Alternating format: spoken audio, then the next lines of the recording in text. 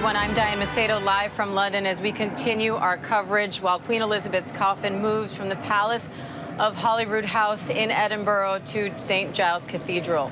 An important moment not just for the royal family, but for the United Kingdom in general. The Queen's coffin was dressed with the Royal Standard of Scotland and flowers from Balmoral Castle as the Royal Company of Archers accompanied that hearse, along with, of course, the Queen's 4 children, King Charles and his siblings, Princess Anne, Prince Edward, and Prince Andrew. I want to bring in ABC News royal contributor Omid Scobie for a little bit more on this. And Omid, to see this family in mourning, the Queen's 4 children walking behind the hearse, 3 of them in military uniform, Prince Andrew not in uniform but wearing his military medals.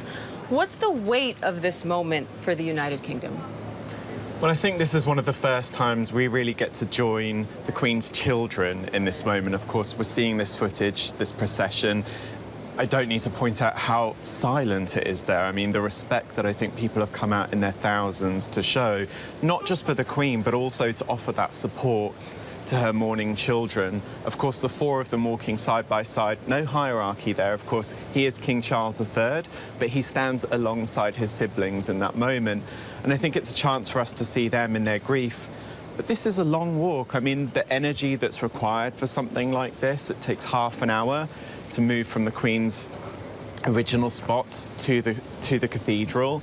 And I think there's a heightened emotion there, one that we won't see much of over the days ahead. Of course, Charles has been working very much in his capacity as the monarch. Yesterday was a full day of engagements. He comes here today wearing both roles, the crown and, of course, that role as the son. And I think we see that in their faces today. It's, as we've seen for Princess Anne, it's been a particularly difficult couple of days, having obviously been part of that procession yesterday, that's 6 hours coming from Aberdeen to Edinburgh, and then joining this again. She, of course, has her husband, Sir Admiral Tim Lawrence, behind her, so there is that support. But I think many people today are really thinking of her. They know she was there, of course, for those final moments with the Queen. They're there to show their support. And I think, as you can see from the crowds in Edinburgh, people really want to do their absolute best and most to honour the life of the Queen and also be there for the children of. It does appear that way. And we had, of course, that moment that made rounds around the world with Queen Anne, with Princess Anne, rather, curtsying to her mother's coffin. Yeah. At the first sight of it over the weekend. Our Lindsay Davis is there in Edinburgh. And Lindsay, you described that silence. You said you can almost hear a pin drop because of that silence. But I thought it interesting that it's not just people from Scotland who have assembled there. You say you're seeing people from all over the world. Right, you know, this couple from America who happened to be in town and saying that they've never witnessed anything this historic. Pardon me if I keep kind of peeking around. I think we're just starting to see the procession reach this point just about here at St Giles Cathedral. Again, this is about a 3/4 of a mile walk. They're certainly taking their time. People around here taking it in. Of course, it's so quiet. You can hear the shutter flash of the cameras around, but people for the most part, and you have kids in this crowd included, but you don't hear any crying or anything. I mean, it's a parade-like atmosphere by the looks of how you have people lining and crowding the cobblestone here, but it's just so quiet. People just really solemn, somber, silent, as they're really observing. I mean, you see people looking and watching in a really pensive manner. You know, of course, this service inside the cathedral is going to be about remembrance and Thanksgiving, and it seems that is the mood of the crowd here, one of remembrance at this point.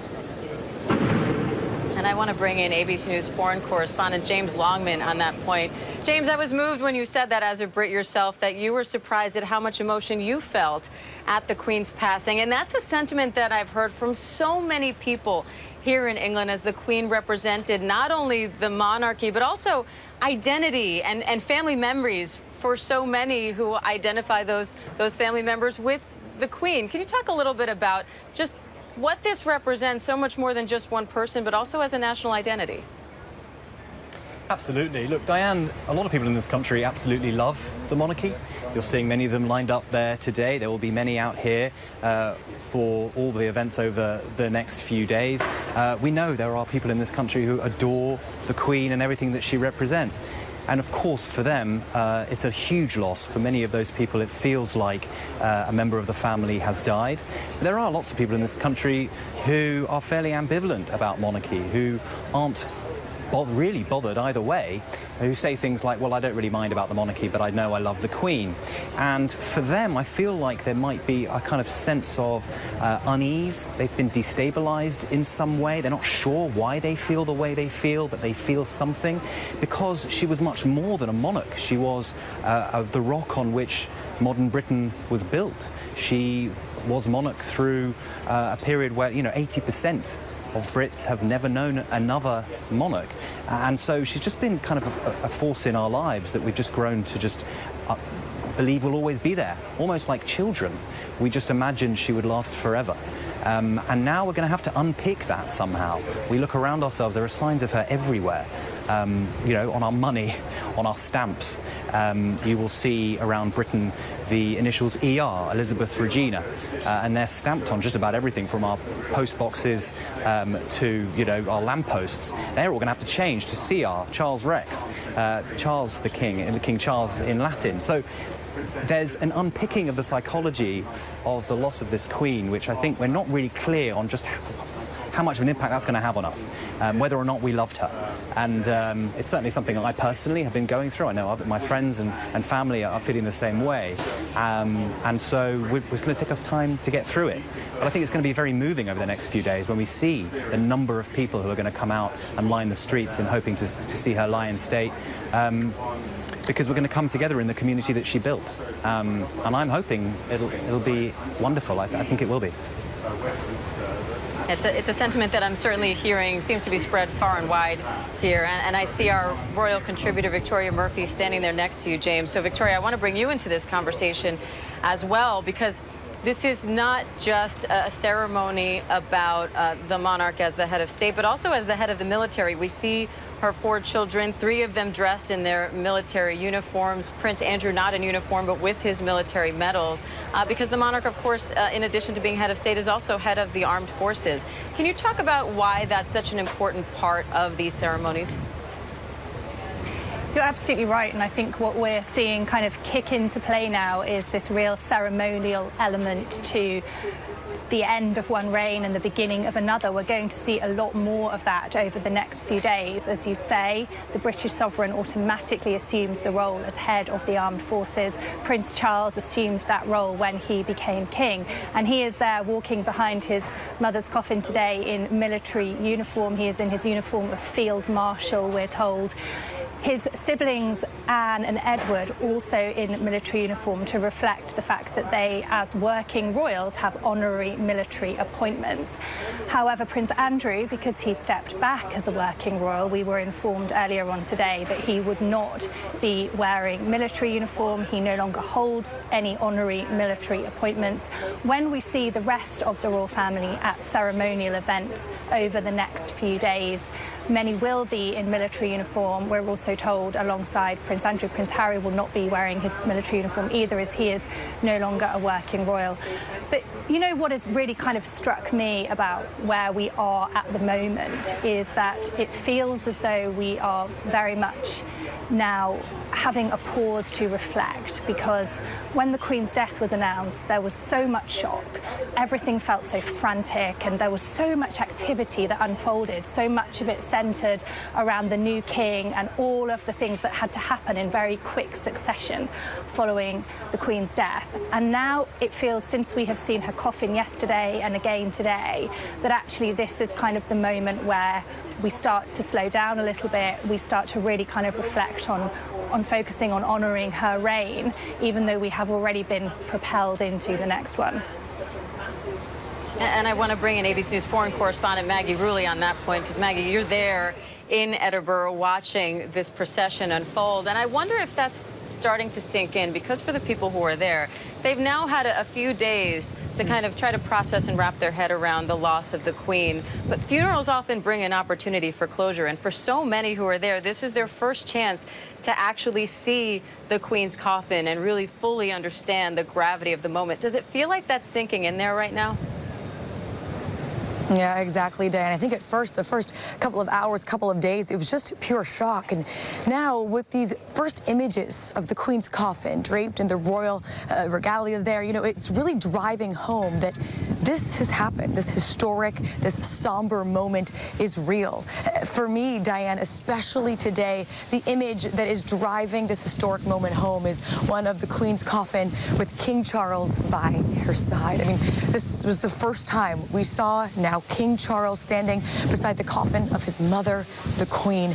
And in this image, there's just so much weight. You can feel the emotion. Not only do you have, you know, a man standing next to the coffin of his mother, you can feel the grief, feel the loss that this family is going through, but you also have this image of transition. In this moment, you see the end of an era next to the beginning of a new era. And that's something we're feeling here today as well, this moment of change that's full of grief, full of heartache, full of pain. There is a dignity here of respect, but also of looking towards the future. You know, just moments before the procession happened behind us in Holyrood House, there was a ceremony of keys, a tradition that's very ancient here in Edinburgh, where the city essentially gives keys to the monarch. That's something that's happened for the past 70 years with the Queen. Today, for the first time, it happened with King Charles.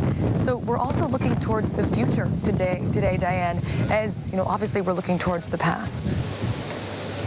And I want to go to Lindsay Davis, because Lindsay, it looks like the hearse is arriving outside St Giles Cathedral where you are. Can you describe for us what you're seeing? Sure. The hearse is just pulled up right in front of St. Giles Cathedral, just very slowly now. It has just come to a stop, and we see the royal family right behind. You know, Princess Anne, it's worth noting, will be with the coffin every step of this days-long journey, all the way until her resting place in London. Very quiet. Once again, I think that it cannot be overstated just how many people you have here, many people with raised arms right now as they're just trying to take just the right photo to kind of capture the history of it all. You see all the dignitaries getting out of their vehicles at this point, once again about to head into St. Giles Cathedral, which is of itself is a historic place constructed in 1152. This is going to be a service of thanksgiving and remembrance. Again, all of this would have been pre-approved, even the smallest of details, by the Queen in preparation that this day would happen. Now we see them standing before they approach and go into the cathedral. To the right, you have a representative of the Church of Scotland, in addition, a Catholic archbishop, who have been standing guard at the door here of the cathedral all along this 3/4 of a mile walk that has taken just over 20 minutes, really, to arrive at this place, even maybe perhaps closer to 30 minutes to get here. And again, they will go inside where several songs, several hymns will be sung by the choir, several scriptures, in addition to prayers of wisdom and comfort for the royal family. And once these ceremonies are done, what's happening inside the cathedral will primarily be for family, for dignitaries, for other leaders. But the Queen will then lie in state for 24 hours, where members of the public can come in, and that's their chance to pay their final respects. The security outside, as you can imagine, is tremendous throughout the city, but for those who are trying to attend, they can expect almost airport-level type security outside as they try to go in and do pay their respects to the Queen. And right now, we're seeing the Queen's coffin coming out of that hearse, and again, her children there guiding their mother on this final leg of her journey as the public says their farewell to Queen Elizabeth along with her family. And Omid, if you could just walk us through the importance of the ceremonial aspects of what we're going to see and what we're seeing right now unfold today. Absolutely. Well, we're about to see the keeper of the Palace of Holyrood House join that movement to carry the Queen into the chapel. This morning, Buckingham Palace actually shared the service of order for the ceremony, and it gave us an insight into some of the prayers and hymns that will take place throughout this service. And there was one line in it that I wanted to share where obviously we talk very much about we're honouring and paying tribute to the life of the Queen today, but we're also thinking about the children that she leaves behind. And we hear from the Dean during the service where he says, "God of mercy, we pray your comfort to all members of the royal family in their time of grief and loss. Enfold them in your love, we pray you, uphold them in their sorrow, and grant that they may be confident of your mercy." There'll be many moments like that throughout the service where we hear not just a love of the Queen, but also respect for the children that she leaves behind. And Lindsay, they now have the coffin out of the hearse, and it looks like they're preparing to bring the Queen there into St. Giles Chapel. Yes, we are awaiting this moment. Once again, the crowd basically standing at attention, as is the guard that is surrounding the hearse at this point. You know, many people, I think, feeling in much of the way that Prince Harry described in the statement that he released, that he saw his grandmother as a guiding compass. He hailed her for her and praised her for her dignity and grace, her unwavering dignity and grace, as he called it. And you can just see that in the faces as I'm, because my back is to the actual activity, so I see many of the faces looking this way, and people, again, eager to take their pictures, to capture this moment. As you see, again, more of the dignitaries walking into St. Giles Cathedral. We've seen in the last few days so much of the pomp and the pageantry along Buckingham Palace. Here it's a different sentiment. Again, just almost eerily quiet. Now as we watch her casket, her coffin go in to the cathedral with this military precision. Of course, all the officers in their kilts, quite typical of Scottish attire. Once again, that casket draped in the flag of Scotland. Not too far away from her beloved Balmoral home. Said to be her favorite home. Of course, where she spent summers and ultimately passed. All of this leading to the service of remembrance and thanksgiving in just a few minutes, we would imagine.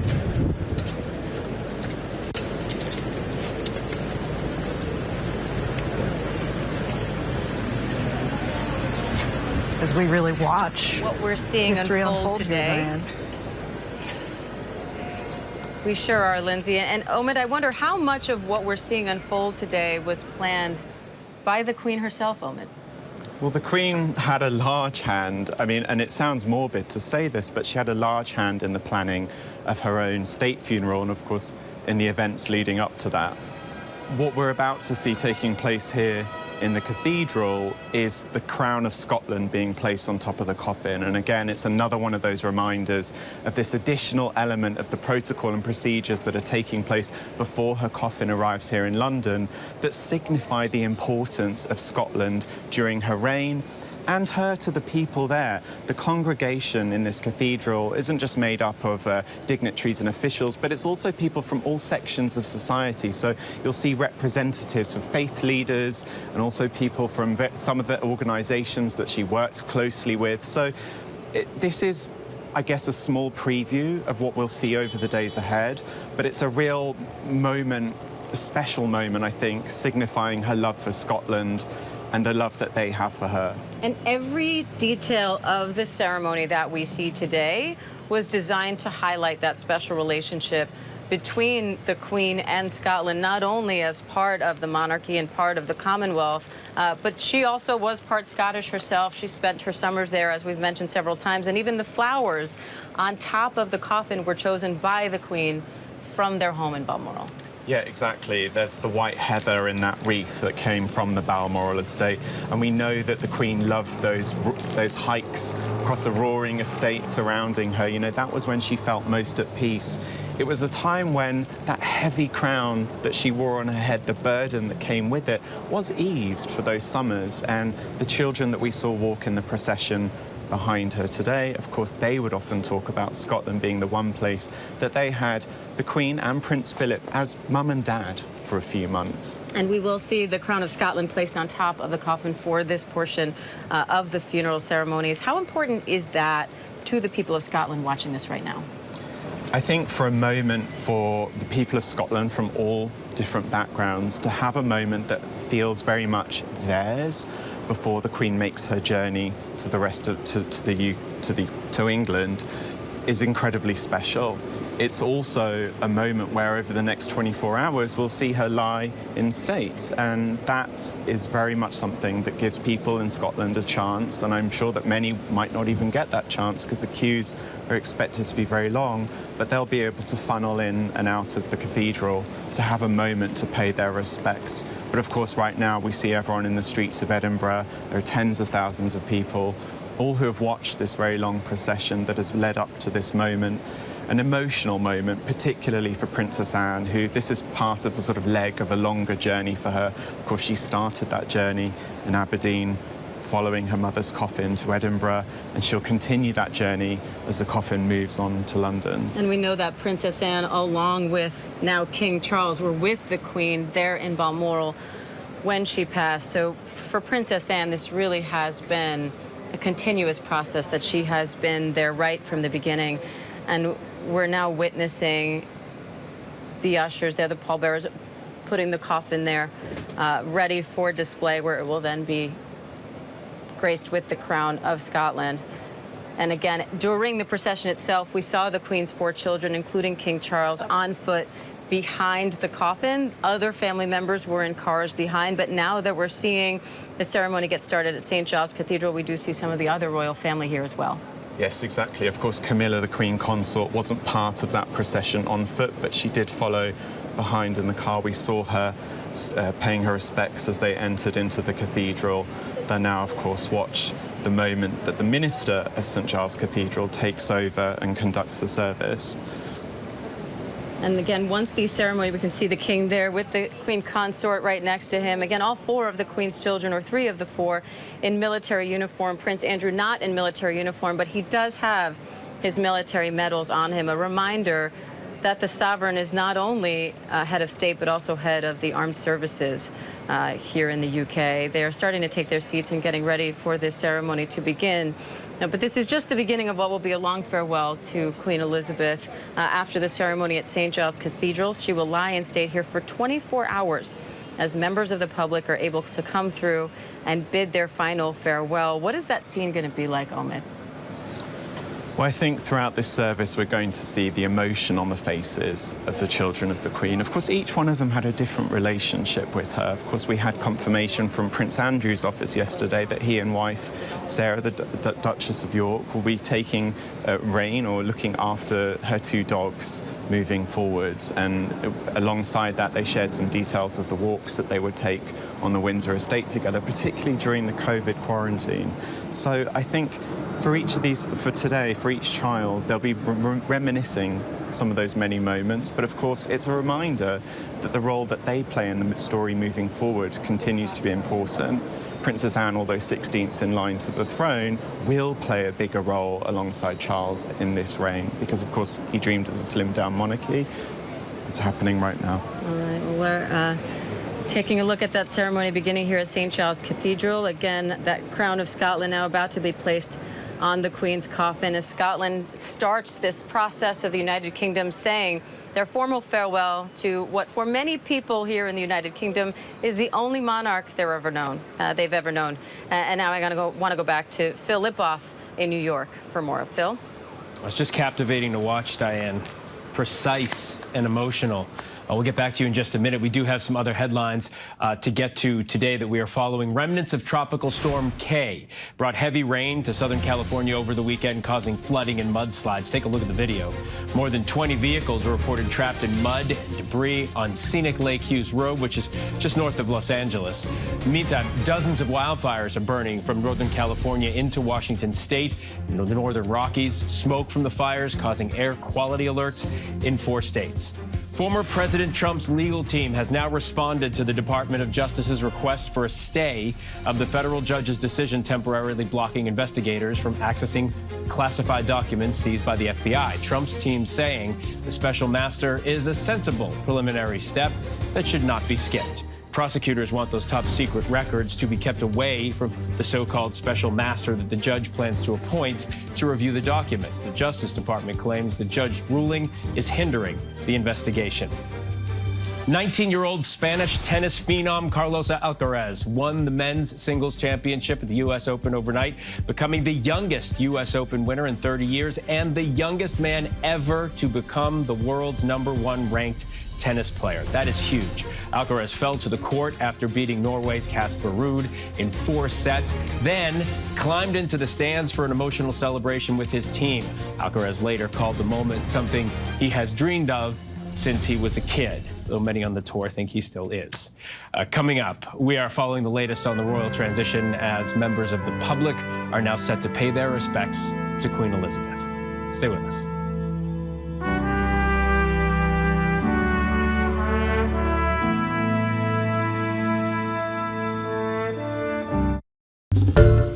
Hi everyone, George Stephanopoulos here. Thanks for checking out the ABC News YouTube channel. If you'd like to get more videos, show highlights, and watch live event coverage, click on the right over here to subscribe to our channel, and don't forget to download the ABC News app for breaking news alerts. Thanks for watching.